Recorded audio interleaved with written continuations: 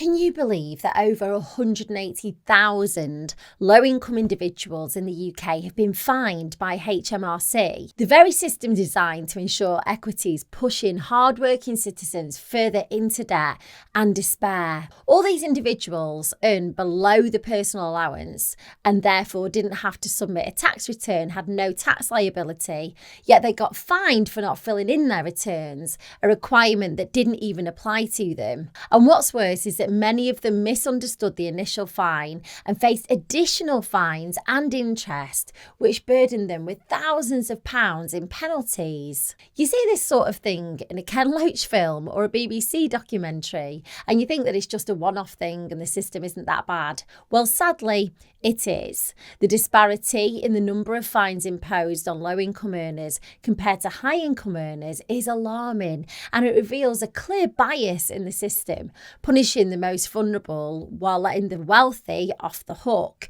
It's outrageous that over 660,000 fines were handed out to people on low incomes between 2018 and 19 and 2021 to 22. The current system is flawed and unjust, as these penalties exceed the tax owed and worsen the financial burden on those who can least afford it. HMRC must urgently address this issue and change its practices. The law should be revised to ensure that late filers are not subjected to penalties that exceed their tax liability. People on low incomes are already struggling to make ends meet, and then these fines just push them further into debt and hardship, especially with the rise of the cost of living thrusting more people into a difficult position financially. These concerns are not isolated incidents. There have been numerous cases where HMRC has treated taxpayers unfairly. The controversial loan charge is another example, catching individuals off guard with retrospective applications of tax rules. So in 2018, the loan charge was brought in as a new fee to combat what HMRC called disguised numeration fees. Now, these schemes operated by paying workers through loans, a method devised to bypass tax and national insurance contributions for the worker. Critics have raised objections about the loan charge's potential to be imposed retrospectively,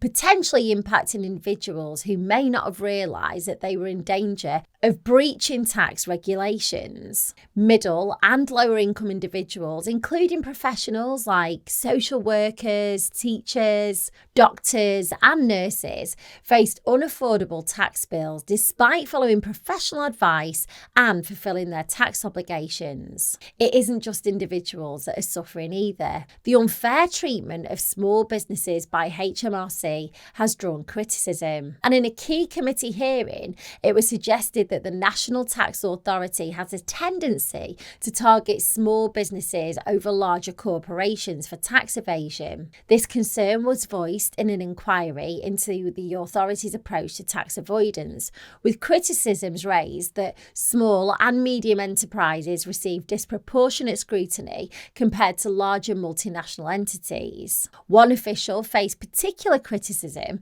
for representing an outdated and unacceptable approach to their operations despite his denial of personal accountability. These criticisms add to the existing concerns about HMRC's treatment of low-income individuals and the broad powers granted without sufficient safeguards. Reforms and improved oversight of HMRC's operations are necessary to ensure fairness and justice for all taxpayers. It's time for HMRC to demonstrate compassion and understanding towards low-income individuals rather than punishing them. The focus should be on supporting and assisting taxpayers regardless of their income level. The current situation is unacceptable and immediate actions needed to rectify this injustice.